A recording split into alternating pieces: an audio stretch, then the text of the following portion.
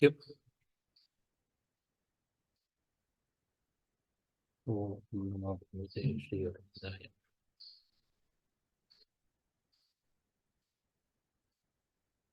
good evening, everybody. So today is the mother's birthday. So it's a joyous occasion for us where we can remember her and express our gratitude for all that she has done and is doing. It's a great opportunity for me personally to present a small glimpse of what mother is on the special occasion. So to start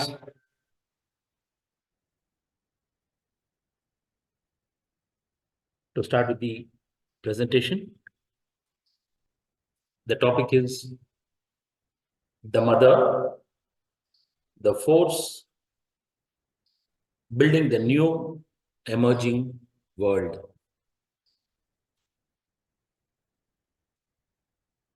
It's a very simple and straightforward topic which I've chosen. What it says is the force, the Shakti, which is building the new emerging world. So without force and without Shakti, nothing can move.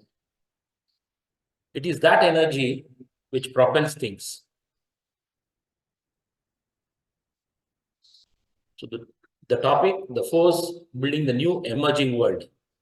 As we have seen, a lot of changes have been happening in the past few decades. Unprecedented growth, challenges, evolution is going at a neck break speed, actually. So let us understand what is the cause for this. Is it happening by itself, or is there a willed force which is acting and trying to propel and emerge a new order in the world?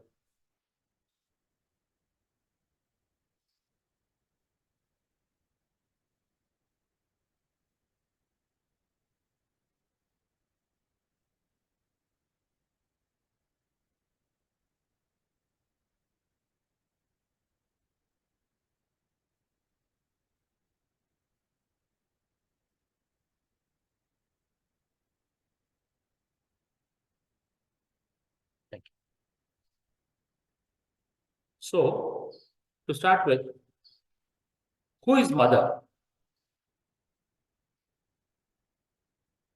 The one whom we adore as the mother is the divine conscious force that dominates all existence. I repeat, the one whom we adore as the mother is the divine conscious force. It is the divine conscious force that dominates all existence, which means to say that it is that force which is dominating all existence and taking in its stride the entire existence. So that is the power of mother, that is the Shakti, the force. Let us now see what are the powers and personalities of the mother. There are 4 aspects of the mother. These are actually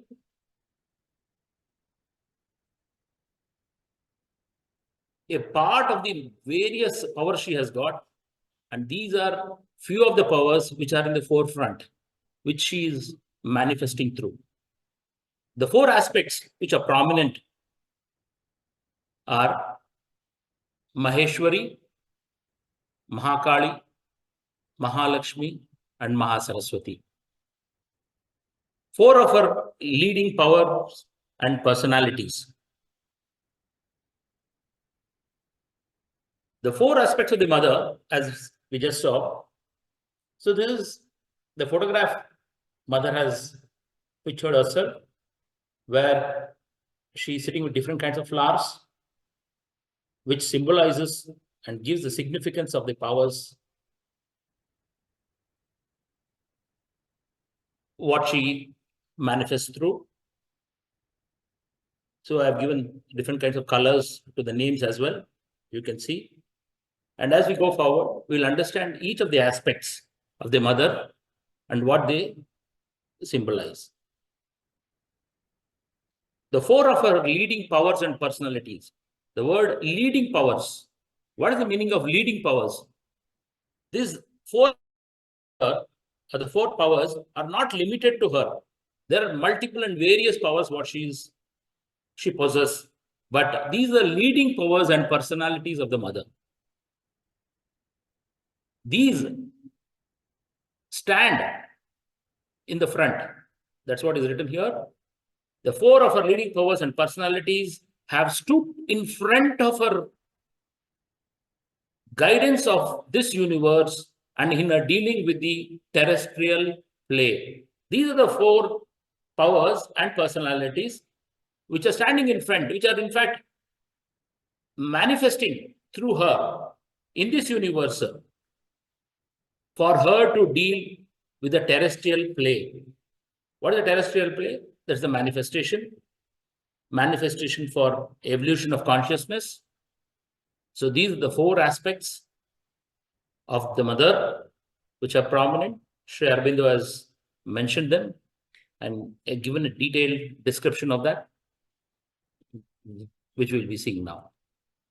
The four aspects of the mother, the first one, or one of them, so to say, one is a personality of calm wideness and comprehending wisdom and tranquil benignity and inexhaustible compassion and sovereign and surpassing majesty and all-ruling greatness.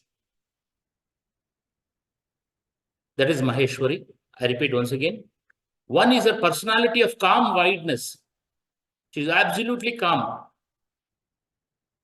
And the width, and she is spread everywhere. And comprehending wisdom, the knowledge, and tranquil dignity and inexhaustible compassion.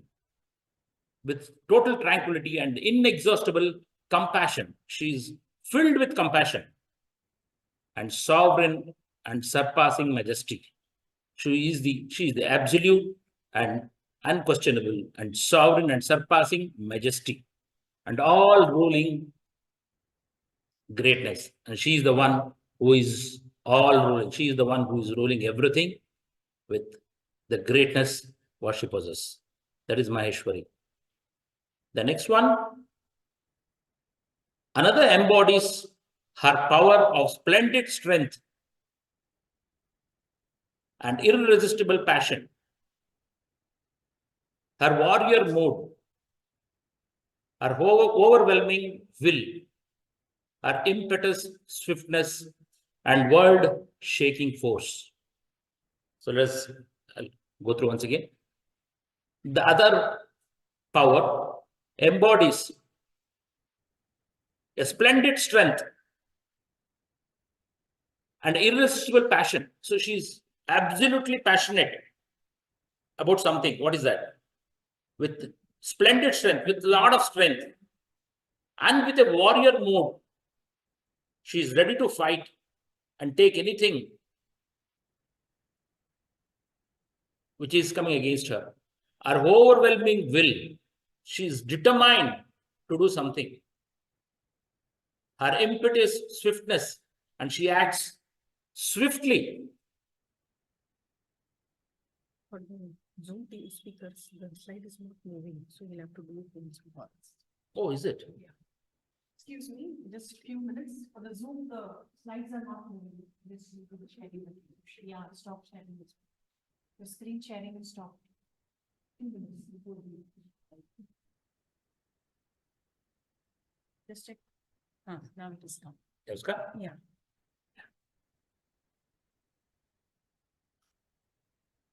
So sorry for the inconvenience. I'll just for the sake of the online people, I would want to repeat the last two slides.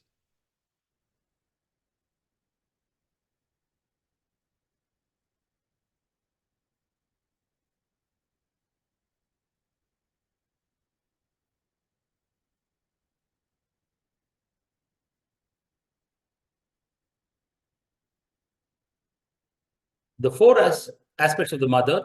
One is her personality of calm wideness and comprehending wisdom, and tranquil benignity and inexhaustible compassion, and sovereign and surpassing majesty and all ruling greatness. So with a lot of calmness and absolute wisdom and tranquil and inexhaustible compassion, with a lot of compassion, and she is the sovereign with majesty, so surpassing majesty, overgrowing the majesty and all ruling. That is, she is capable of ruling everything with her greatness. That power is Maheshwari. The other force is that which is with splendid strength and irresistible passion. She is working with great passion, with a warrior mood. Her warrior mood, her overwhelming will, her impetus swiftness, that most speed and swiftness and world-shaking force, and that shows world-shaking force. With such force, the world shakes. That means uncomparable force. That is Mahakali. So Maheshwari and Mahakali are the two things we just understood. One is she is the empress and she is ruling everything. The other aspect is Mahakali. She is fighting for a particular cause, that is for the evolution of consciousness. So that force is Mahakali.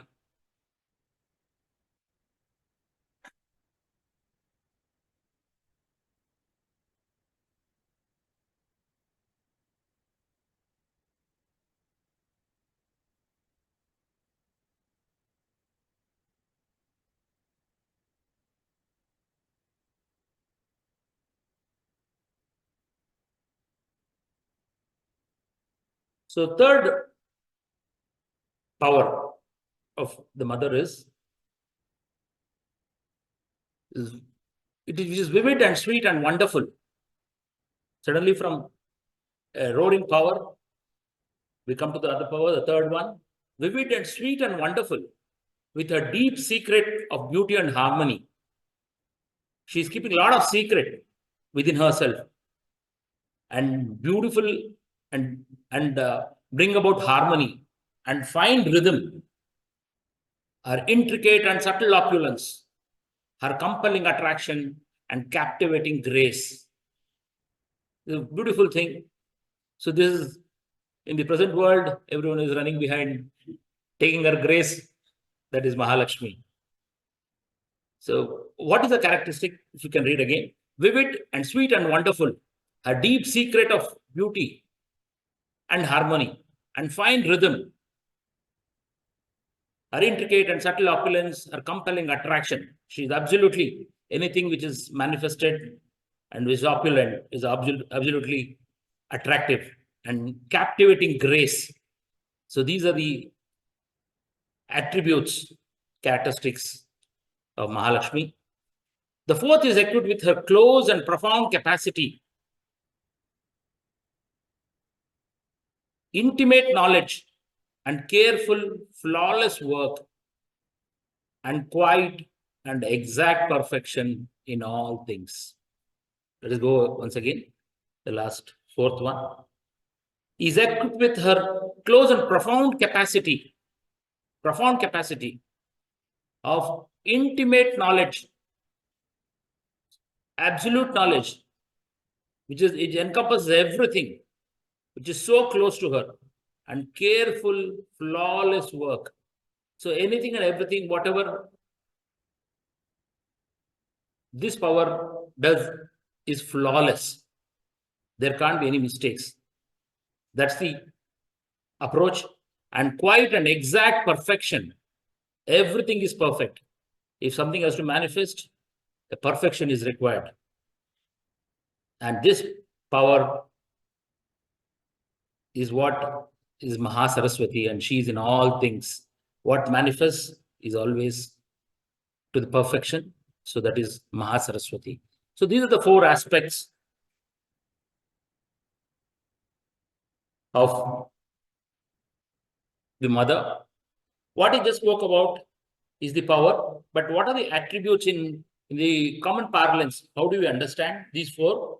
One is wisdom, strength, harmony, and perfection. Wisdom is Maheshwari. She knows everything and she is the ruling everything. And Kali, Mahakali is the strength. She's got so extraordinary power, unshaking, unshakable. And she fights for the manifestation. And the third one is harmony, that is Mahalakshmi. And the fourth one is the perfection, Mahasaraswati. Are there several attributes and in these powers that they bring with them into the world?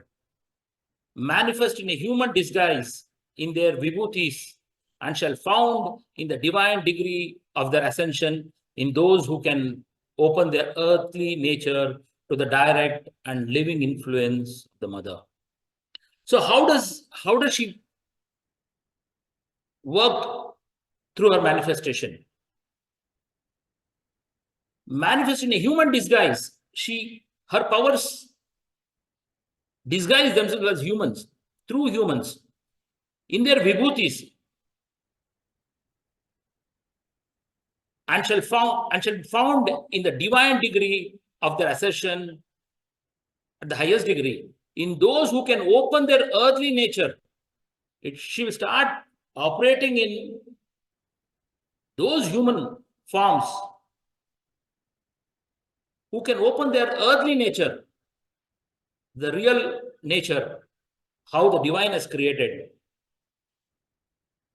to the direct and living influence of the mother. Once we open up to the mother, in our simplicity, she directly influences us and she starts working through us.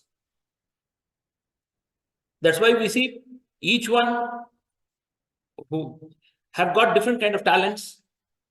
Someone is good in singing, someone is good in fighting.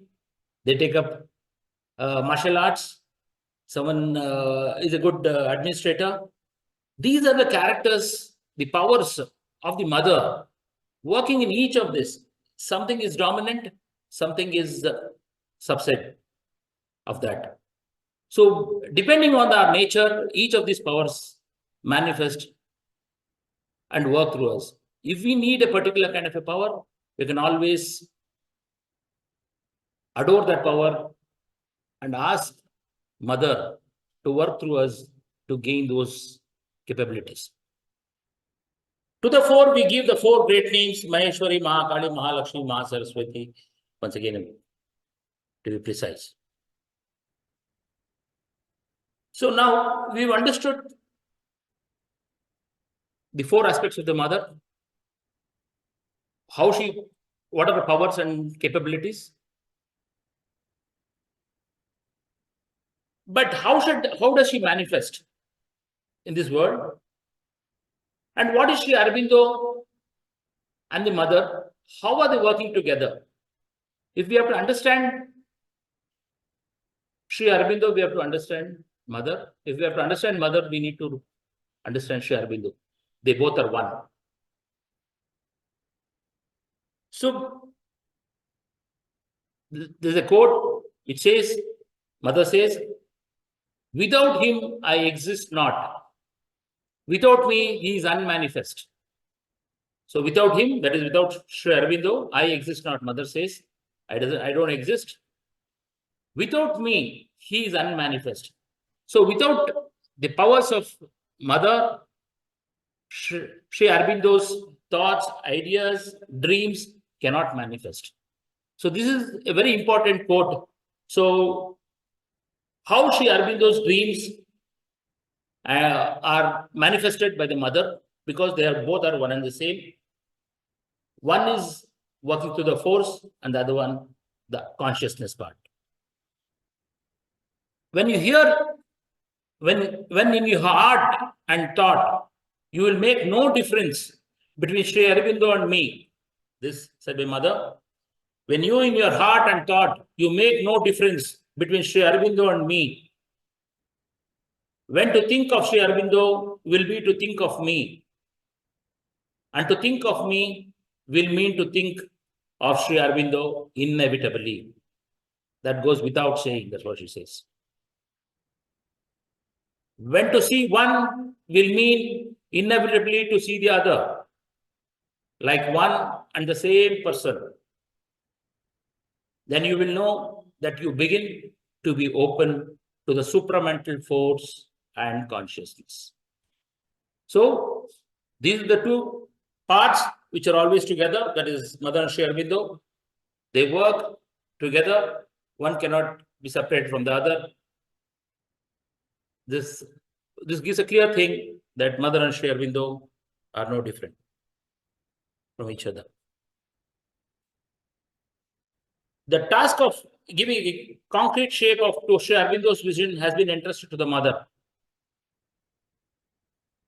The creation of a new world, a new humanity, a new society, expressing and embodying the new consciousness is the work undertaken by her. In the nature of things, it is a collective ideal calling for a collective effort to realize it in the terms of integral human perfection. So whatever is the task, Sri Aurobindo had a vision. The manifestation of that has been entrusted to the mother. That is the creation of a new world, a new humanity, a new society. So we have to observe these three things: a creation of a new world, a new humanity, a new society, expressing and embodying the new consciousness. To bring out new consciousness, that is the supramental consciousness, is the work undertaken by her. That's the work mother has undertaken. The nature of collective ideal, calling the collective effort and to realize in terms of integral human perfection, to bring about the integral human perfection through in an integral way.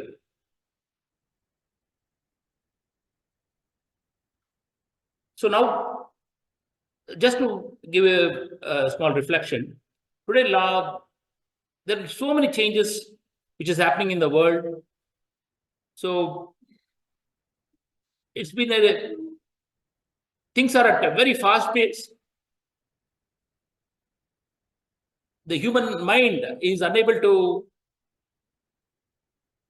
understand how these things are happening. These are like, you have the artificial intelligence, you have robotics. Technology is very fastly moving. The human mind is so developed, it is trying to reach to the other planets, maybe to colonize also. So these have been happening in the past few decades. So which is quite surprising. And is there something is there a force which is working behind all this?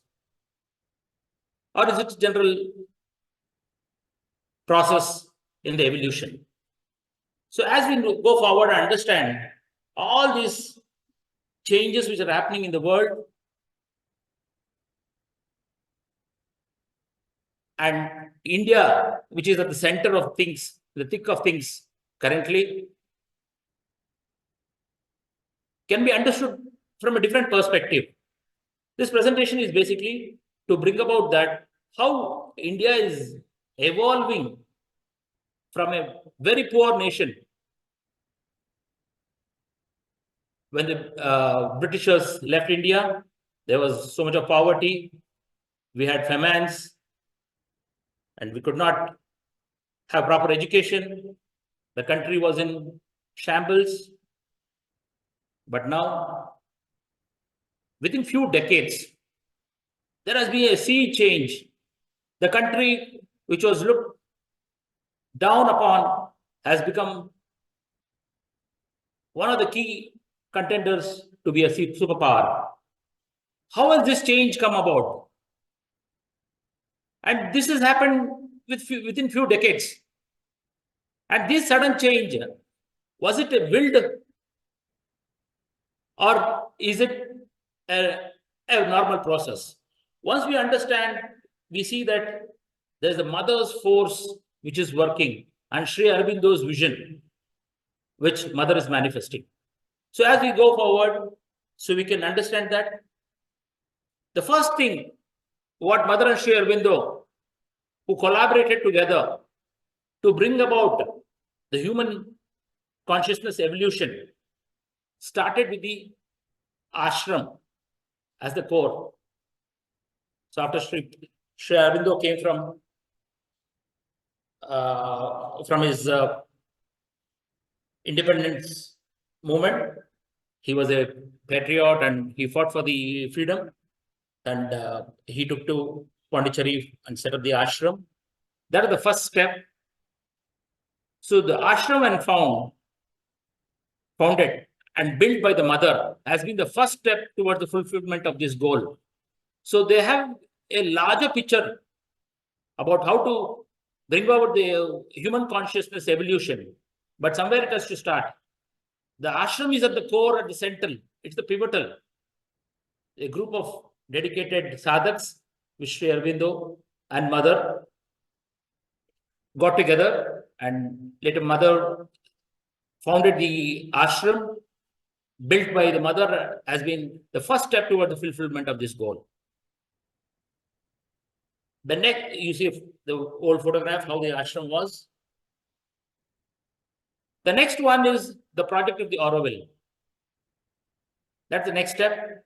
More exterior, seeking to widen the base of this endeavor to establish harmony between soul and body, spirit and nature, heaven and earth in the collective life of humanity. So the next step is the Auroville. So Auroville is set up with a great purpose to bring in the human capabilities to transcend into higher consciousness. So that project was designed and brought about by mother. So we'll understand what is Auroville and how from the ashram is the first stage, the second stage is Auroville. How mother is manifesting Sri Aurobindo's vision one by one. What you see here is the master plan of the Auroville. So this was designed by mothers, and Roger, the architect,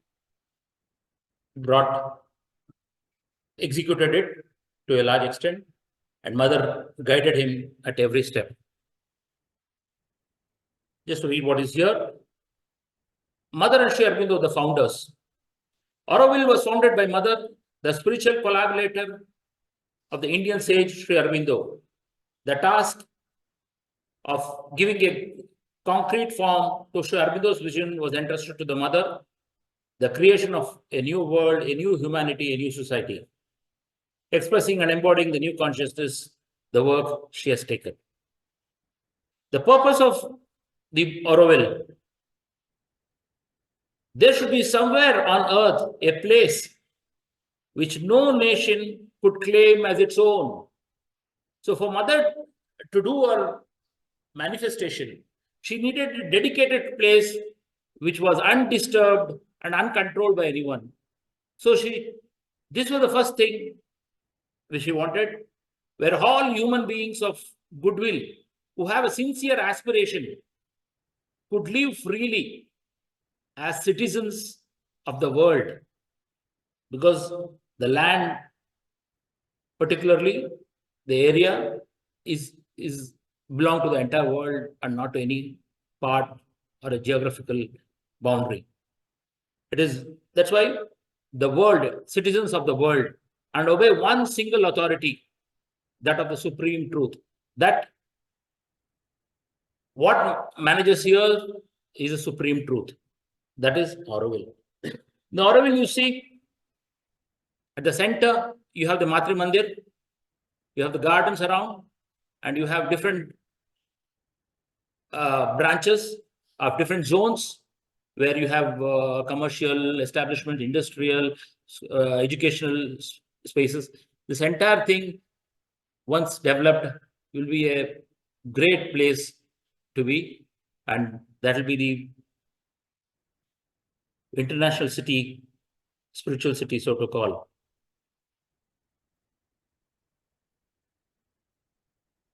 Sri Aurobindo's vision now has been manifested over the years to this form. So we have the central Matri Mandir, we have the petals where you have meditation. One can have the meditation and then in silence, and you have the various different kinds of gardens, and you have the amphitheater, which is one of the first things which came up, where soils from different countries were brought in and put together, because this is where the entire world, it is a seed actually, it is the seed which Mother and Sri Aurobindo have put on this earth for it to germinate and grow into a bigger tree and change and transform the entire human race. So this is at the core. The first step was the ashram. The second step is the Auroville. During the Auroville inauguration in 1968, youth from 124 different nations and 23 Indian states deposit a handful of their native soil into the urn. So soils from different parts, 124 nations and all over India was brought in and put in an urn, what you see in the photograph. So this is to give us an understanding that this is the seed, whatever happens here, it gets into the soil of the entire world. And what manifests here will manifest everywhere. A marble-clad structure in the form of a symbolic lotus bird located in the center of the amphitheater. So in the amphitheater, a marble bird was there, and all the soil from different countries and India were put in.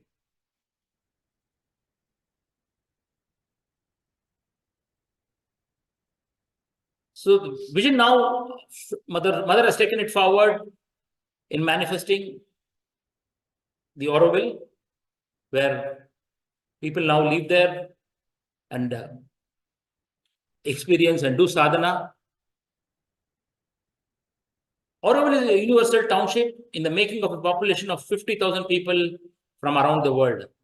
That is what is envisaged. The concept of Auroville, an ideal township devoted on the experiment in human unity.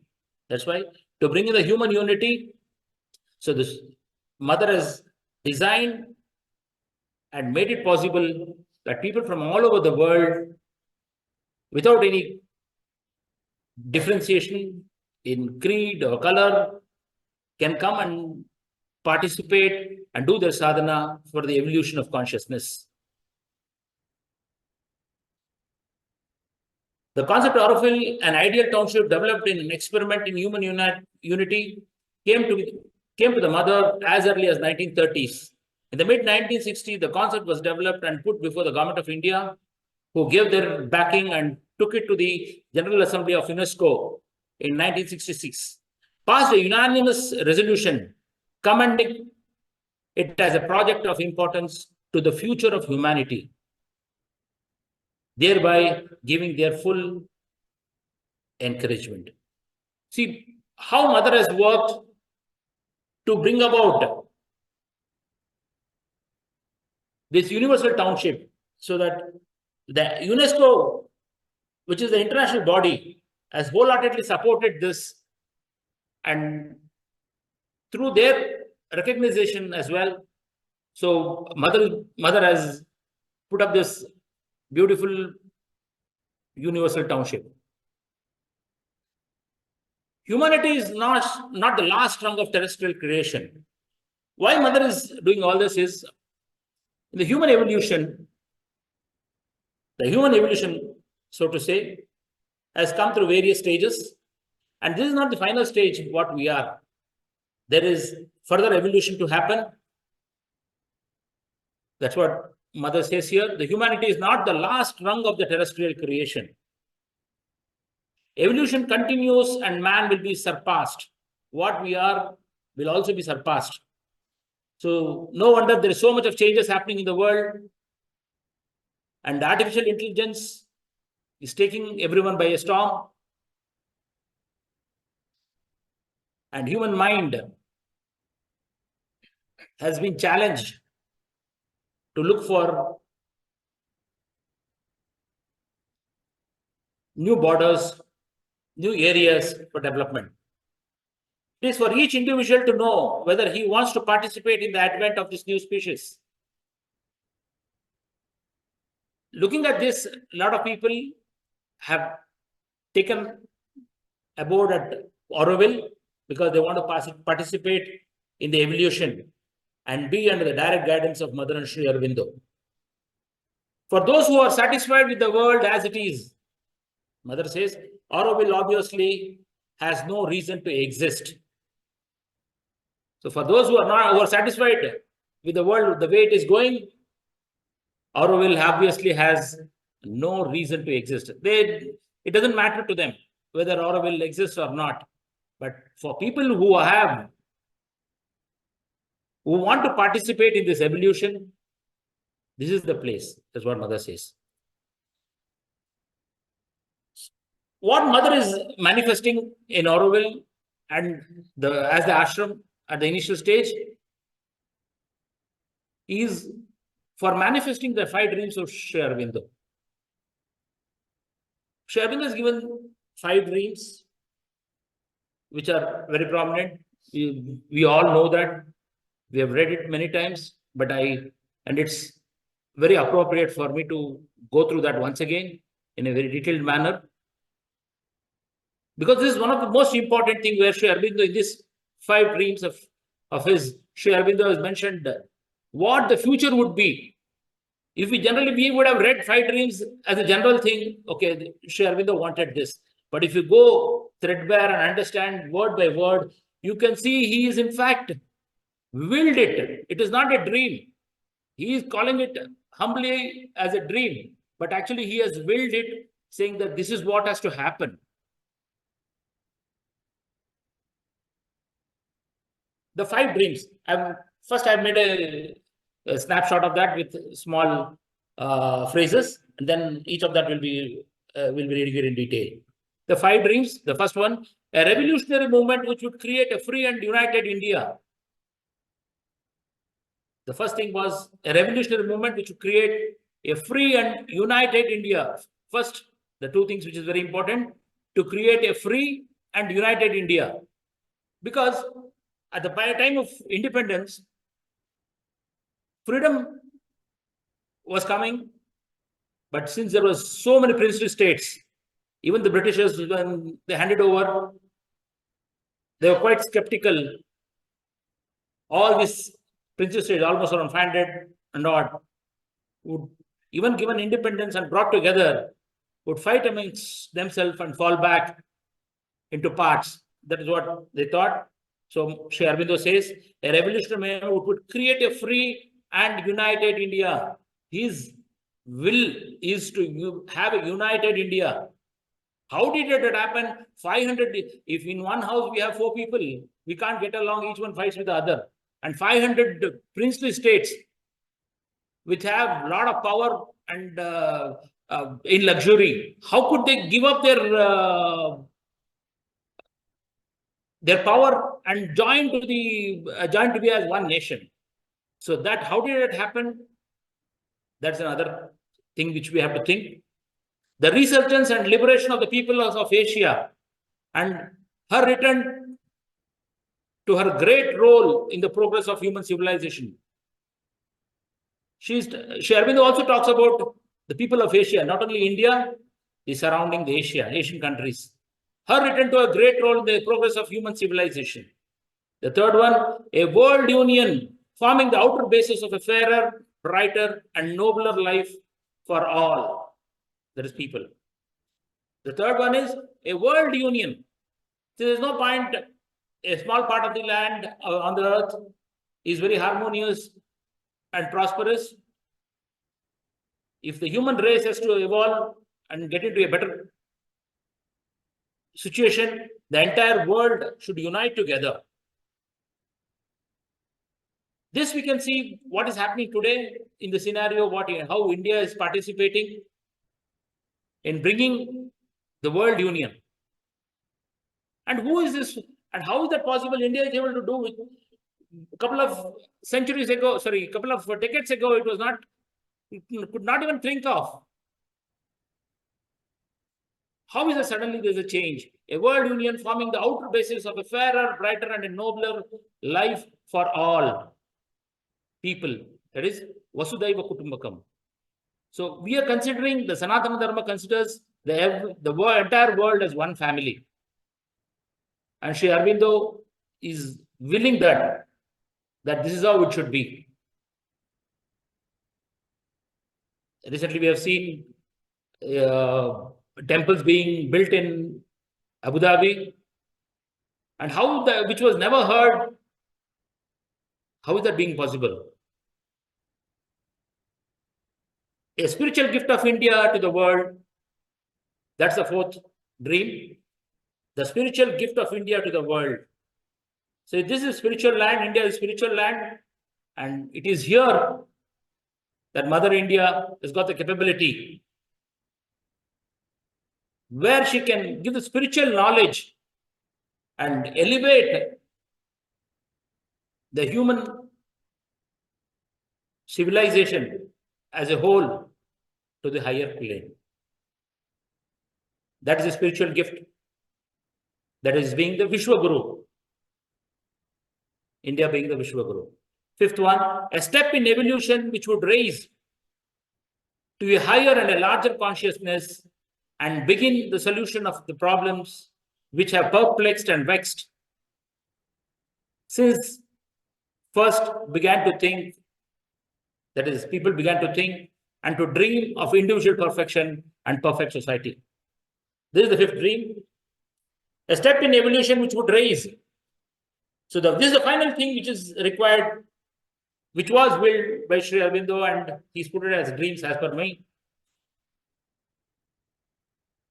And begin the solution of the problems. There are so many problems in this world which are pulling down the evolution of human consciousness. So Sri Aurobindo and Mother working how to break those challenges which the human race has been caught up with, and then create a individual perfect society, to create a perfect society.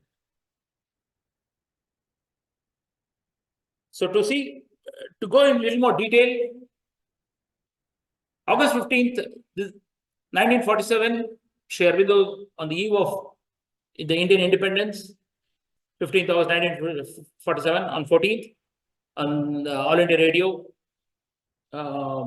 his speech was given out, where he expressed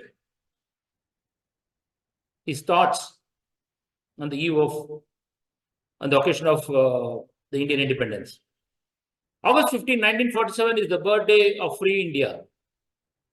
It marks for her the end of an old era. He says clearly, it marks for her the end of an old era. So we have to be very careful and understand each word and go into depth and see why he is using the word. Not even a single word is out of context, out of place, or unnecessarily put there. So he continuously writes without full stop and long sentences because he wants to express everything in detail so that he doesn't miss out anything. It marks for her the end of an old era, the beginning of a new age. But we can also make it by our life and acts as a free nation. An important date in a new age. an important date in a new age. Opening for the whole world. It is not India only got independence. It's not for herself. Opening for the whole world, for the political, social, cultural, and spiritual future of humanity. This freedom is come for what? For the political, social, cultural, and spiritual future of humanity. This freedom is for the entire humanity. It is not only for India. And it's an important date in a new age, he says. August 15th is my own birthday. And it is naturally gratifying to me that it should have assumed this vast significance. He is talking about so much about this occasion of India being independent. In the next paragraph, he says, August 15th is my own birthday. Naturally gratifying, of course, to me that should have assumed this vast significance. It's not just, it's got a huge significance. That's what he's stressing on the word vast significance. I take this coincidence. We may say that it's a coincidence, but of course it's a coincidence, is what he's saying. But adding to that, he says, not as a fortuitous accident. It's not just fortunately accident, but as a sanction and the seal of the divine force that guides my step on the work. He says, it is a sanction and the seal of the divine force. For what? Which is guiding my steps on the work for his sadhana, with which I began life, the beginning of its full fruition. Full stop. Indeed, on this day, I can watch almost all the world movements, which I hope to see fulfilled in my lifetime. Though then they look in impractical dreams, they look like impractical dreams, arriving at fruition or on their way to achievement. In all these movements, free India may well play a large part and take a leading position. This is very important. In all these movements, there will be so many movements happening. In all these movements, free India may well be, that is a sovereign India, may well play a large part. It's not a small role, a large part, and take a leading position. He also stresses a leading position. Lead means he becomes the leader. She becomes the leader. The first of these dreams was a revolutionary movement which could create a free and united India. Out of the 5, we've already realized 2, the other 3 are happening. We will see that and we will enjoy what Sri Aurobindo has written, how it is just unfolding and unraveling in front of our eyes, and we are so lucky to be a part of it and feel the presence of Mother and Sri Aurobindo. The first of this dream was a revolutionary movement which could create a free and united India. India today is a free, but she has not achieved unity. It is at that time, when 1947, when freedom was given, India today is free, but she has not achieved unity.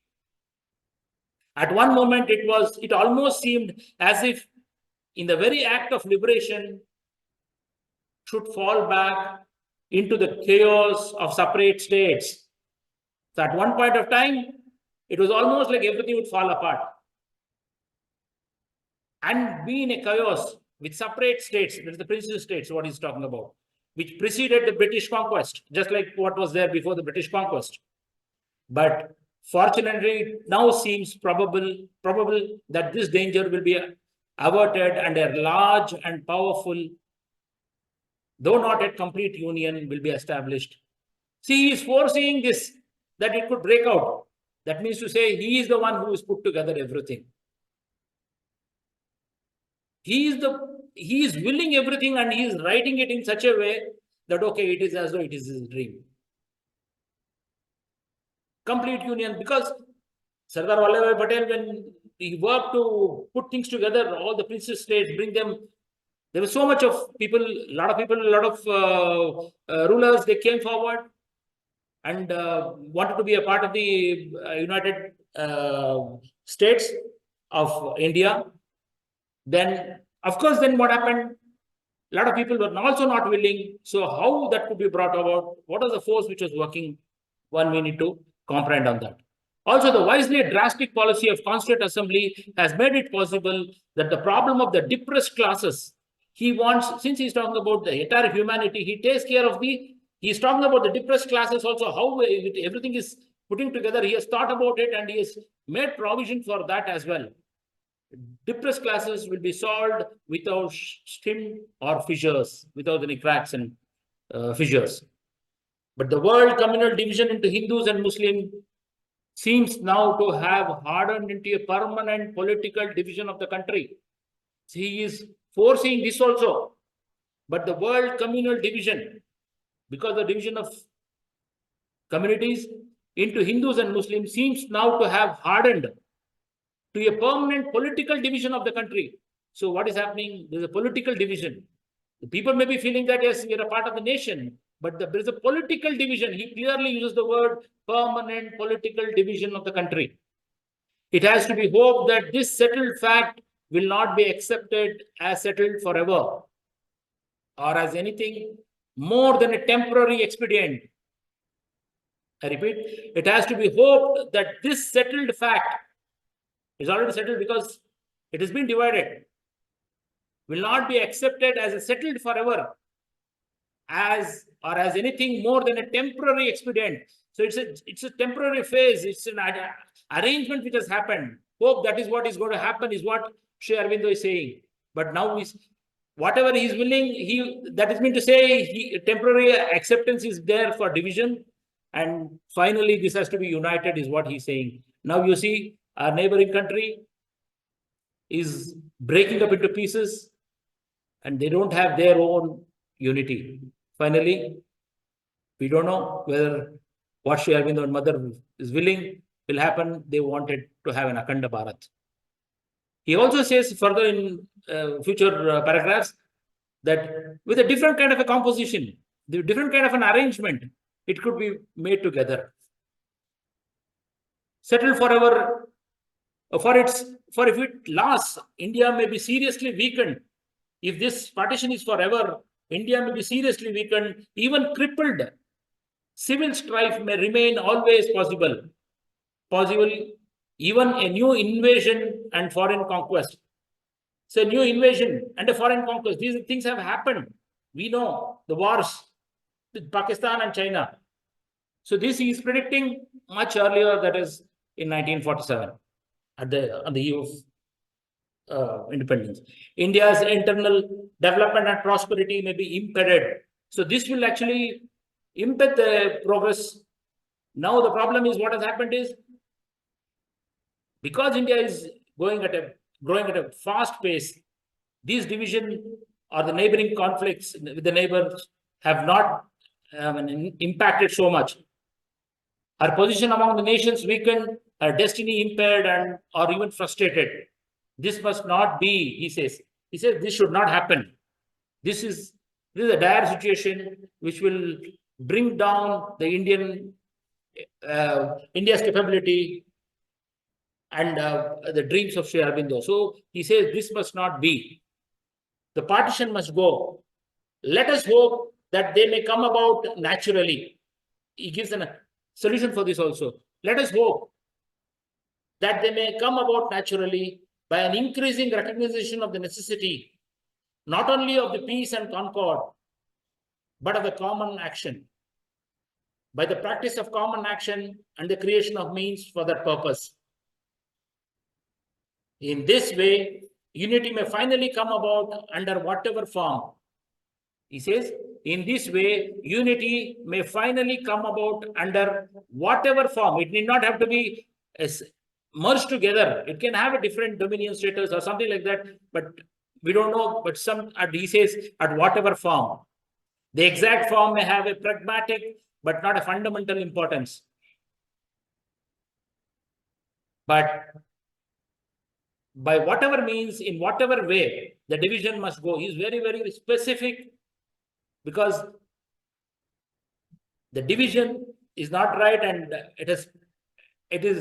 since he sees the entire Akhanda Bharat has the mother India, one part being not in the whole is not accepted. That's what he's clearly mentioning.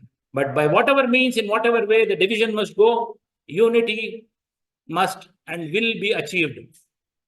For it's necessary for the greatness of India's future. It is necessary for the greatness of India's future. Why India's future is so important? Because it is here that entire evolution, because the land is such,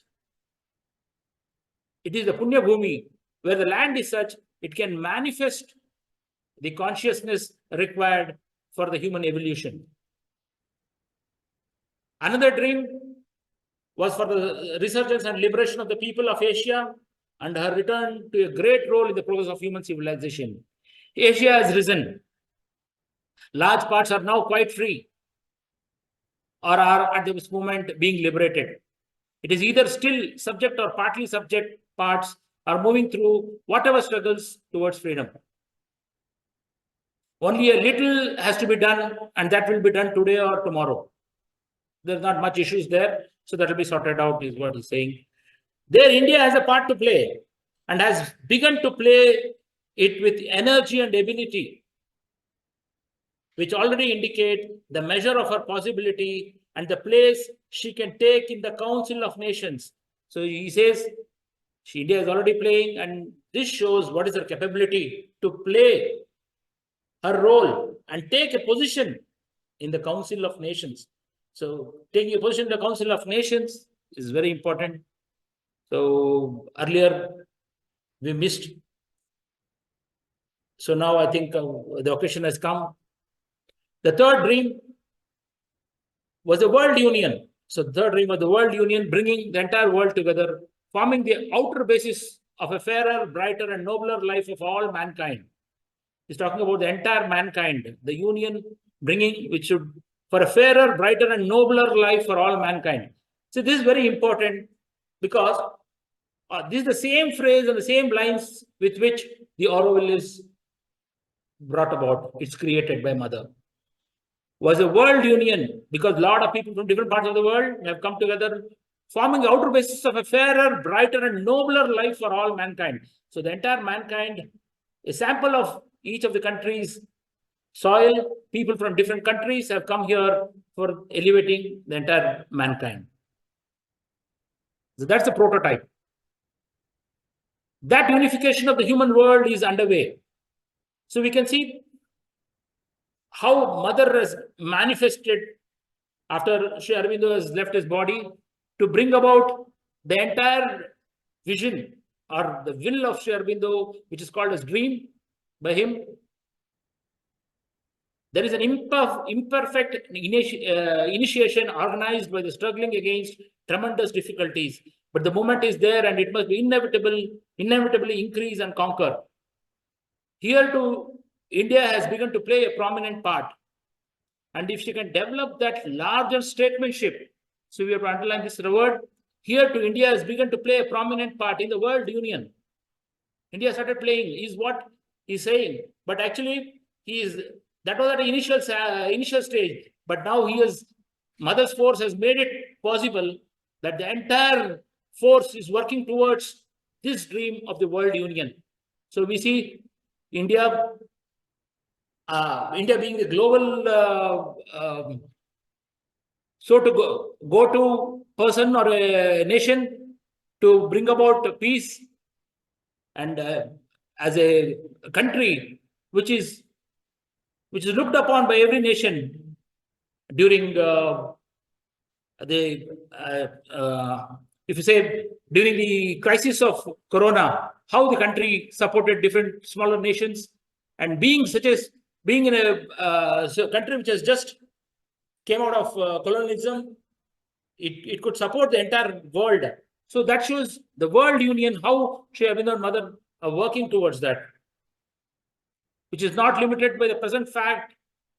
If she can develop that larger statesmanship, now we are known for our foreign policies. The foreign policy, what we had, has totally changed.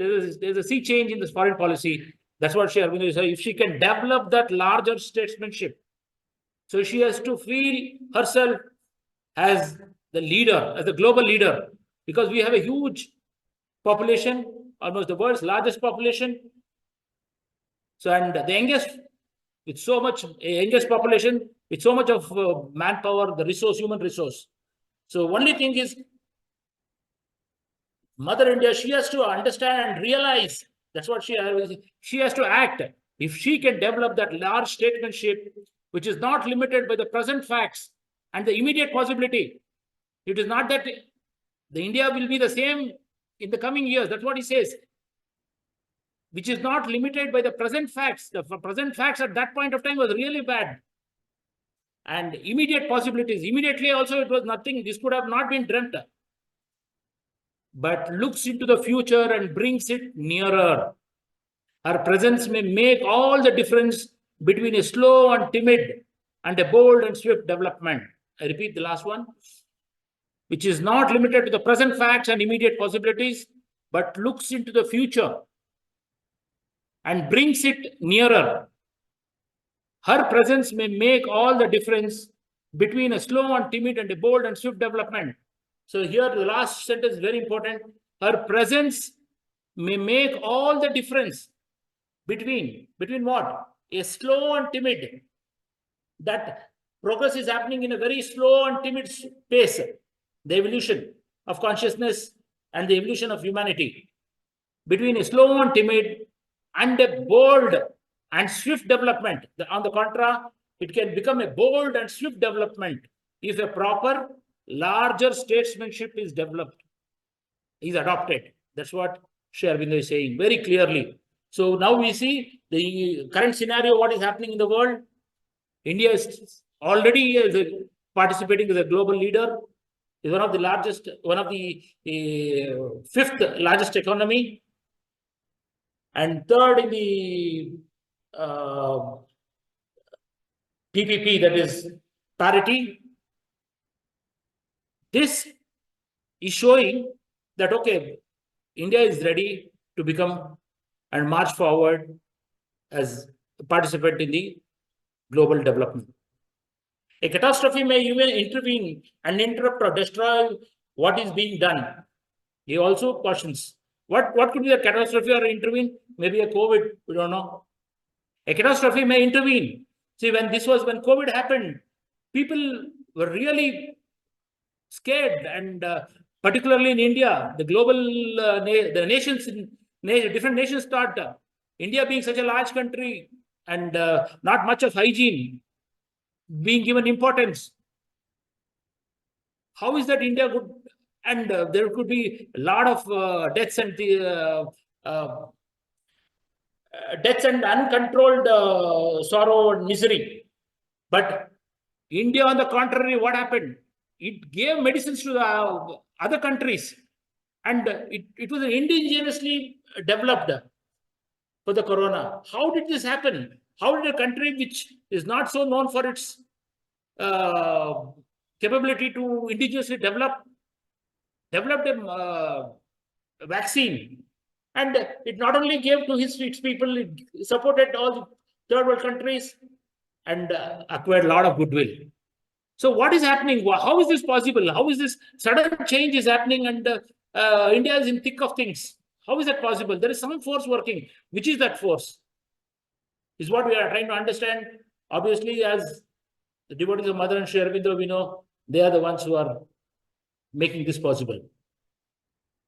For unification is a necessity of nature and inevitable movement. Its necessity for the nation is also clear. For without it, the freedom of small nations may be at the moment in peril, and the life even of a large and powerful nation is insecure. See, in the recent G20, we brought in the African countries, which are much more smaller, and made them a part of the G20. So this is all how we, if you read this on a running pace, you will not understand. But if you go into the depth and understand, it is a prediction which is going to happen. And his speech for the 15th August has been on the dot. What is his will? And he is kind of promising that I will look through this, through mother, and make this happen. The unification is therefore to the interest of all, and only human ambiguity and stupid selfishness. If this does not happen, it should be a sheer stupidity of ours, which and can prevent it. But this cannot stand for ever against necessity of nature in the divine will. Even if it stops because of our own stupidity, like what we fight with personal egos, with the different neighboring countries and waging wars, as we see Ukraine and Russia. So these are kind of stupidity and stupid selfishness what we are doing in the rage of selling arms and making money. We bring in fights between the nations. That's what Sri Aurobindo is talking about, stupid selfishness. But this cannot stand forever. Even that happens also, that will not be forever, because the bigger will is of the natures which is the divine will. But an outward basis is not enough. There must be grow up in the international spirit and the outlook. But this is what is happening on the outside. What that itself is not sufficient. International forms and institutions must appear. Perhaps such development as dual and multilateral citizenship. So multilateral citizenship should be opened up. Willed interchange and voluntary fusion of cultures. So fusion of cultures should happen. Willed interchange. It is not a forceful interchange. Willed interchange should happen.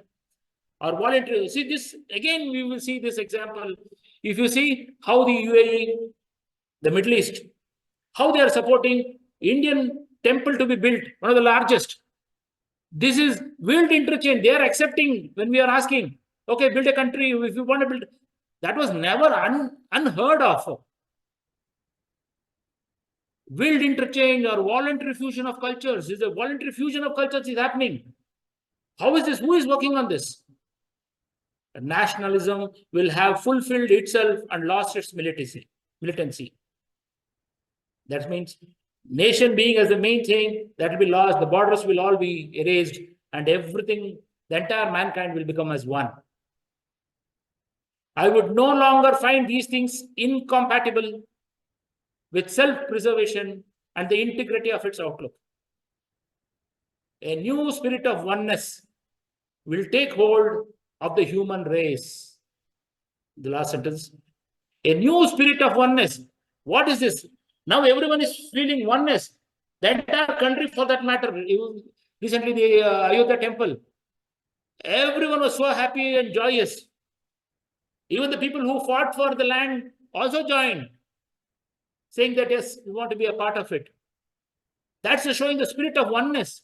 And almost 150, 100 and more than 100 countries, delegates, guests came for the inauguration of the Ram temple.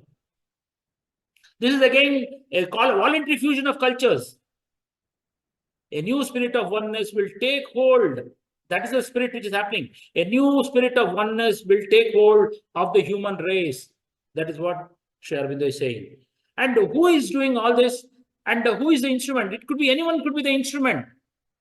We are all the instruments of the divine. Mother and Sri Aurobindo uses every one of us to see that how the human race can be elevated from to a supramental level. Another dream, the spiritual gift of India to the world has already begun. That has begun at the very initial stage. India's spirituality is entering Europe and America in ever increasing measure. That moment will grow. Amid the disaster of time, more and more eyes are turning towards her with hope. And there is even an increasing resort not only to her teaching, but to her psychic and spiritual practice.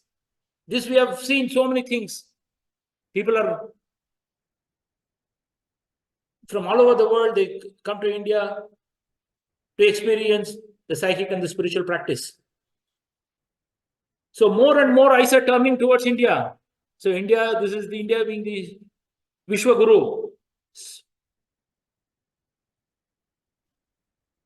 The final dream, was a step in evolution which would raise man to be higher and larger consciousness and begin the solution of the problems which have perplexed and vexed him since he first began to think and dream of individual perfection, perfect society.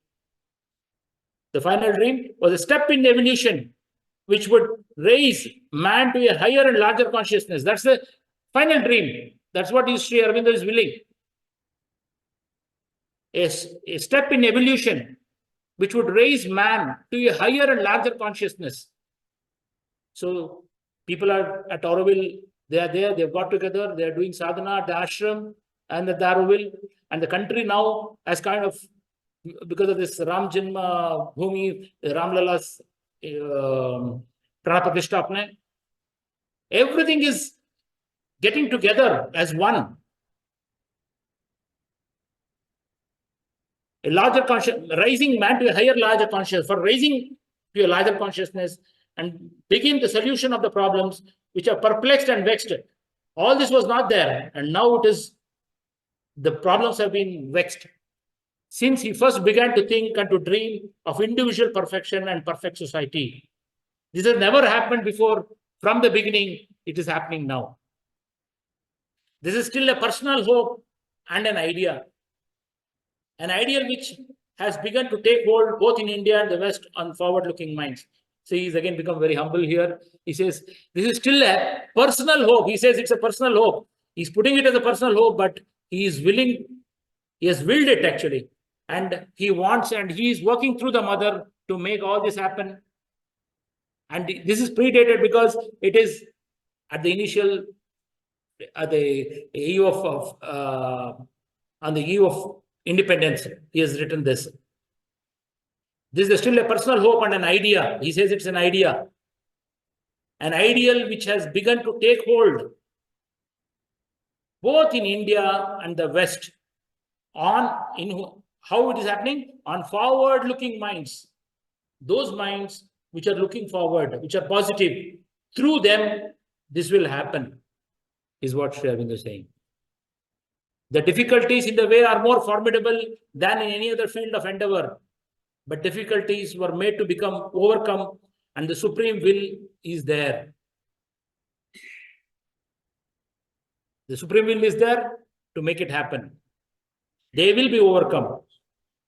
Here too, if this evolution is to take place, since it must proceed through a growth of spirit and the inner consciousness. I repeat, here too, if this evolution has to take place, that is evolution of supramental consciousness.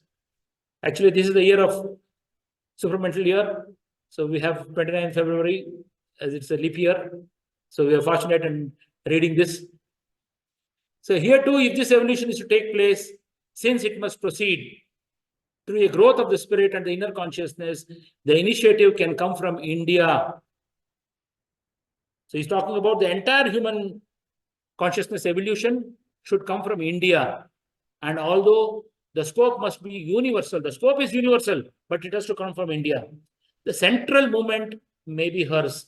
She is at the center, and she is the one who is projecting and expanding and bring about this order, new order for the humanity.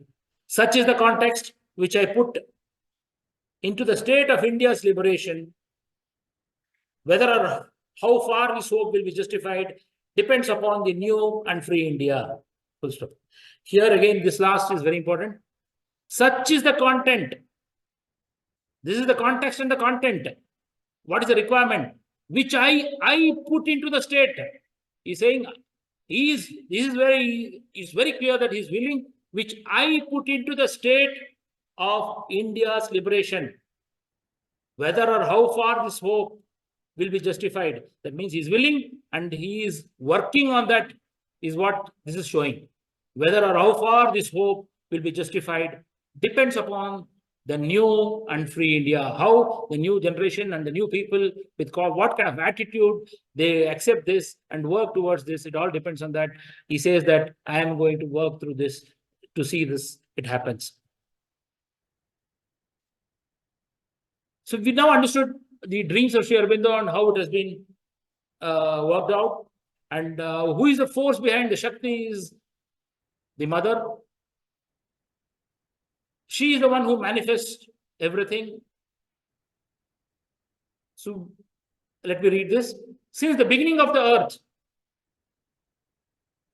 I repeat, since the beginning of the earth, wherever and whenever there was the possibility of manifesting a ray of consciousness, I was there. Whenever there was a possibility of manifesting a ray of consciousness, only one ray of consciousness, I was there, mother says. So she is the force who is continuously working on evolution of consciousness. There is one divine force, the next paragraph.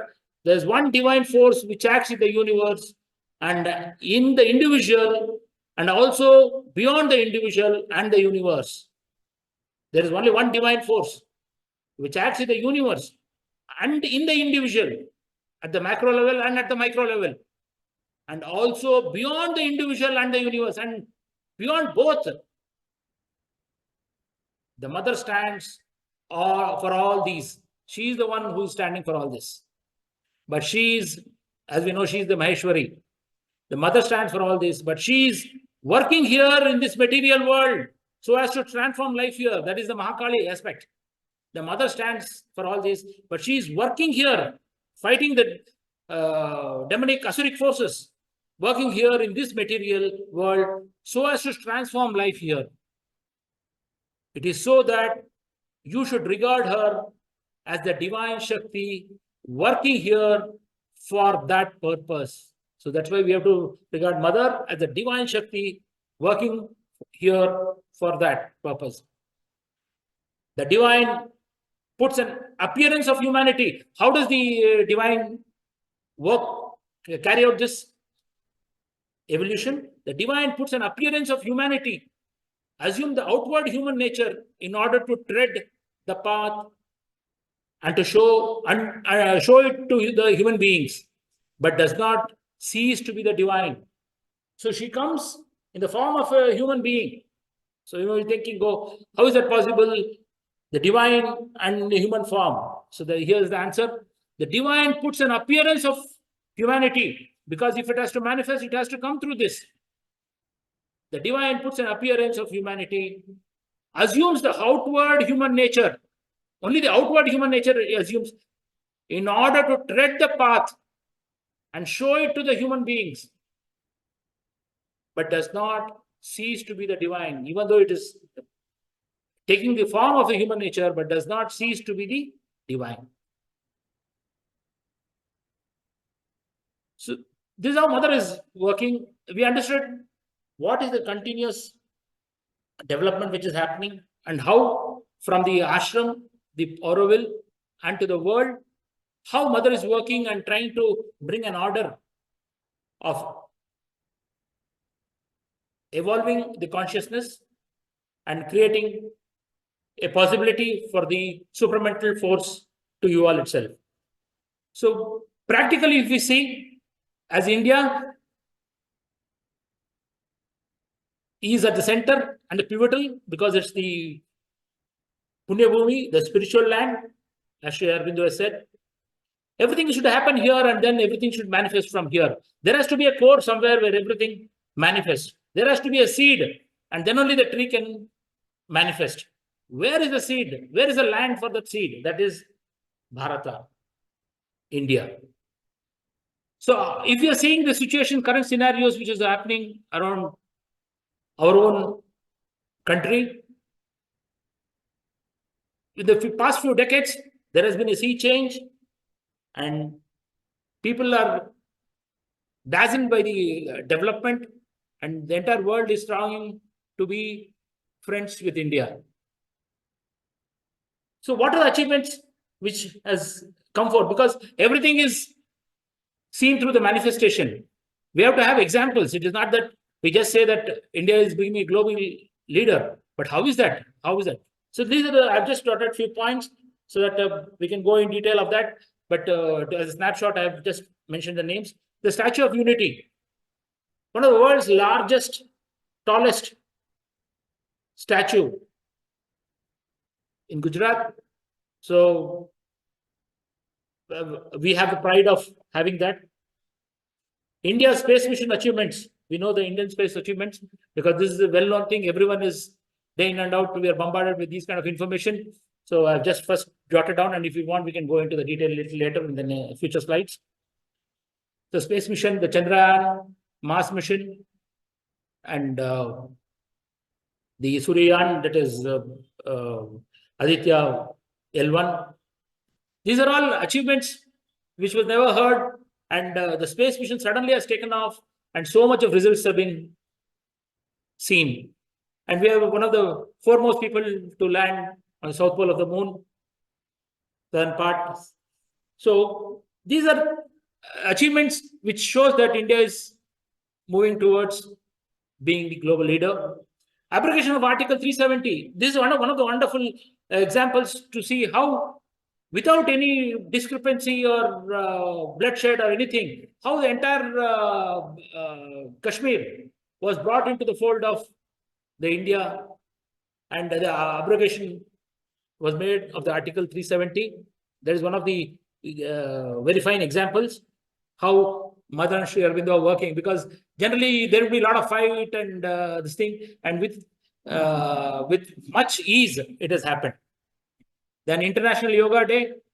So International Yoga Day is one of the very important days in the global context, because almost all countries signed the document for making it to be an International Yoga Day on 21st June.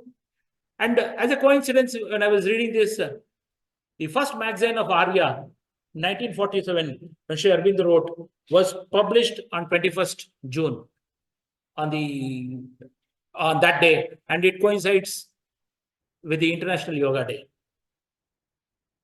Women empowerment, Nari Shakti. Recently, we've seen the Republic Day parade, where how women have given so much of importance and brought into the army, and they are that Shakti, the Nari Shakti, is what has brought out and showing that the force, the mother's force, is working here, because without mother's force, the country cannot manifest the human consciousness. So 33% of the parliament seats have been dedicated or reserved for women. That's another very important thing, because so much of share is given to the force for the manifestation. So these are all things which are aligning that mother's force is working.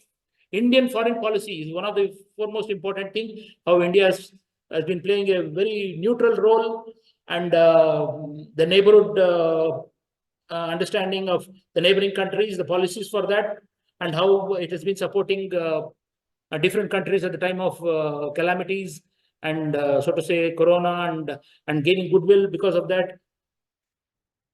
Then another project was Sagarmala Ports Development Project. That is the port all along the India has got one of the longest coastlines. So the ports are one of the important for the development of the nation, because economy flourishes. See, when a country has to be strong, the economy has to be strong. India is one of the, as I said, one of the fifth largest GDP it's got. So further to having an eye to become the third largest GDP. Sagarmala Port is one of the important development projects. Then, of course, we have seen the G20, where different heads of nations, they came, and one of the most successful programs that happened. And we could showcase what Indian culture is there to the Western world and the world, to the various other countries in the world. So to enjoy, because we have so much of diversity, that diversity, in fact, attracts everyone, and we have been successful in doing that. Then the Ram Mandir, Ayodhya. So it has been, it was a great issue for bringing about and constructing the temple for the last 500 years. There was legal battle, and finally that could happen. And in the span of 3.5 years, the entire temple is constructed. How could such a big task be done in such a short period? Because if you had been earlier to Ayodhya, the streets were so small and narrow, and now the way it is broadened and brought about with where almost 2 lakh people are almost visiting every day. And various countries, their important people, they came for participating, and the entire country, he was looking forward to be a part of that occasion. And this is a great celebration and a landmark period in one's own life, for that matter. This a temple in Abu Dhabi, the Bab's temple, is one of the great examples for the foreign policy of India. So how it has brought people from different cultures to be shaking hands and promoting our culture. This shows how the Indian capacity to be a Vishwaguru is been spreading now to the diaspora. Indian defense sector growth. There has been a huge growth in the Indian defense, because the moment you say defense, it is Shakti. Shakti means force.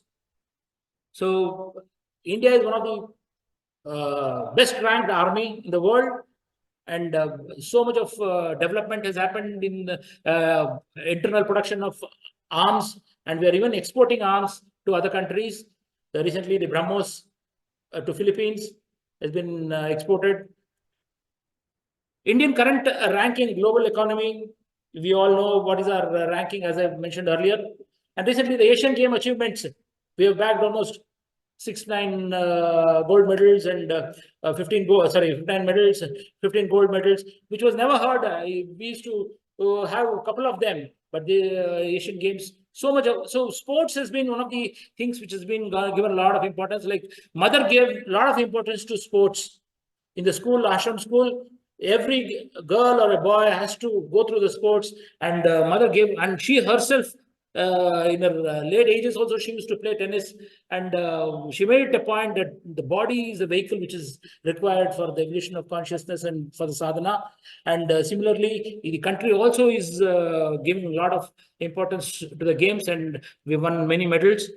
The national education policy, of course, is one of the key things where the policy itself, if you go deeply and understand and see that it is being on the lines of the integral education system of Sri Aurobindo.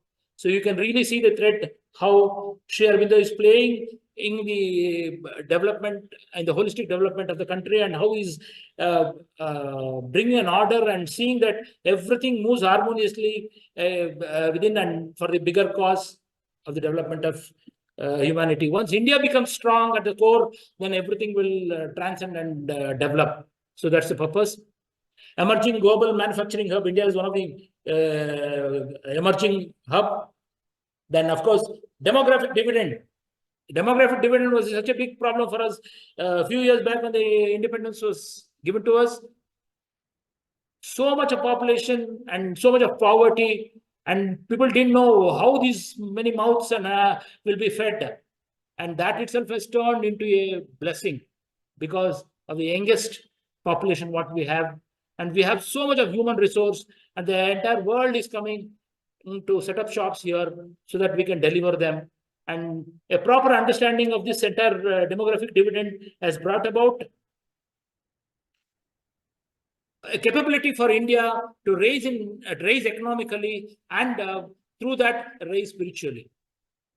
Global leaders and CEO of Indian origin. So you see, the Indian diaspora has been doing very well because they carry the ethos and the culture, and they gel well with the countries they move in, and raise up the ladder and take positions, top positions, and see how the entire world can evolve in a different direction. So that is, in fact, indirectly, it would help the Indian country, India, as for its networking in the global arena. Fifth largest economy, as I told, and of course, recently we saw the rupee-ruble exchange with Russia for the oil. So where the value of rupee, which was not considered so high, people are ready to trade with the rupee exchange, so as a currency. So this is what I was just mentioning, and I'll give a snapshot. This is a quick run. I think we're kind of out of time. So I'll just put some slides with some photographs and a detailed description of the statistics. which is, I think, a little more detailed. So I will just run through this. This is the G20 summit. So where one earth, one family, one future. So what Vasudhaiva Kutumbakam, or World Union, what Sri Aurobindo's view is just sitting here: one earth, one family, one future. So, and all the countries, participants signed together. The women empowerment, Nari Shakti, the commandos, the CRPF, the Indian Army, and not only the physical power, the mental power as well. The ISRO women scientists who have beautifully launched conducted the Chandrayaan and Mars mission. So congratulating each other. It's a wonderful image to see. Indian space mission achievements. So the fourth space agency to successfully send a spacecraft to Mars orbit. It's one of the fourth, until India is the fourth one to send. I will just quickly read the highlighted points. The beauty is, again, it is not only the intelligence of just putting the spacecraft into the orbit, at what cost. So it's a very small cost of it is 450 crores, very cost effective way. That shows the brilliance of Indian minds. And India's image as a credible space-faring nation to a greater height. This has brought in great accomplishment to the Indian space mission. So there has been an Indian space policy, which has opened doors for the private sector. So the private sector can come and participate. This is actually what this shows. It could be one part of the segment of the industry, but at the core, we should understand India is opening up and it welcomes everything, and it's got a fair and harmonious way of dealing things, and it doesn't have the red tapeism or controlled way of working. So it is trying to develop. So these are the things which one has to understand at the deeper level. So India's a leap forward for a future space power. So a joint statement was given by the United States and India. They have tried strong ties between the two countries. Human space flight, there are the new things which are happening, that the human space flight, observation, space science, commercial space. These are different areas where the ISRO is working. So human space flight, where man can go into the space and return back. Chandrayaan-3 gently landed on the Earth on the south pole of the moon on 2023. So L1 Aditya L1 mission, we are aware of this. So you can see the distance which it will travel, and reveals sun's mystery to us and how it impacts the climate. And this again, how we handle the COVID crisis, and how we could have a rescue diplomacy. The diplomacy brought in rescuing itself. Even for this, even for our, there was an earthquake in Turkey. So even in that, we could find out that how India helped was a forerunner in supporting in the global community. So India is looking at everyone, all the other citizens of the other nations also as their own people. That is the global leader's perspective. So Vasudhaiva Kutumbakam. So the Abu Dhabi temple, as I told you. So this is the Ram Mandir celebration. So this is the statue of unity in Gujarat on the banks of Narmada River. It is one of the tallest, actually, with the height of 190 feet, 190 meters, and 970 feet, 240 meters. And of course, if I have to go back, you see all the once we used to think that the Statue of Liberty was the tallest, and now you can see the how high the Statue of Unity is compared to the Statue of Freedom, Statue of Liberty. So India is continuously growing, and these are the examples with which we can understand how it has been prominently pushing itself to become the global leader. So this is a global innovation index. These are some of the statistics. The GDP growth 200% in the last 20 years, and It was from 2.9 and it has jumped to 800 billion, which was there in 2000 from 2019. There's some statistics which we could go through. So emerging as a global manufacturing hub, growth in manufacturing sector. There is a whole lot of different supports which the country is taking. So the Sagarmala project, what is 75 kilometers of coastline. So and then this is one of the things which for the networking and the spreading of and for the connectivity of India to be a part of the thing. These people like who are the CEOs and global leaders. So CEO of Microsoft, and then Alphabet and IBM. So these are the people who are from Indian origin and from the Indian diaspora. So who could who showcase Indian culture outside and who've done well and part of the network. So education policy, NEP. So this is the current rating, third largest in the purchasing power parity and fifth in the nominal GDP. So Indian foreign policy, as I mentioned, is one of the best, which has helped us to move to this state. So finally, looking at all this, who is doing all this?